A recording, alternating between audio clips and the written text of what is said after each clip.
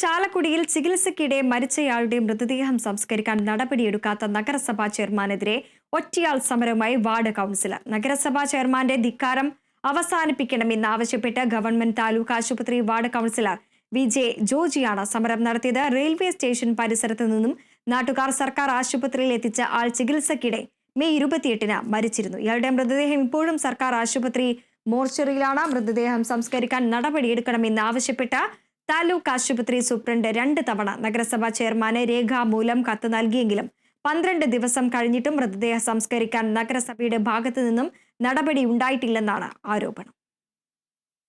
ഇന്ന് ഇങ്ങനൊരു സമരത്തിന് ഇരിക്കേണ്ടി വന്ന സാഹചര്യം വളരെ വേദനാജനകവും. അദ്ദേഹത്തിന്റെ ബന്ധുക്കളോ ആരുമില്ല, ഒറ്റയ്ക്ക് താമസിക്കുന്ന ആളായിരുന്നു. അദ്ദേഹം മരിച്ചു. അദ്ദേഹത്തിന്റെ മൃതദേഹം ഇന്ന് 9-ാം തീയതിയാണ്. ഇന്നും ചാലക്കുടി സർക്കാർ ആശുപത്രിയുടെ മോർച്ചറിയിൽ ഇരിക്കുകയാണ്.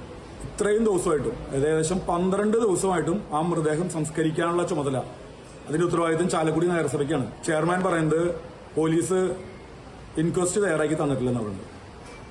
എന്തൊരു നീചമായിട്ടുള്ള വാക്ക് പറയുന്നത്. അപ്പൊ ഇതിനൊരു നടപടിയാകാതെ നമ്മൾ ഈ സമരം അവസാനിപ്പിക്കില്ല.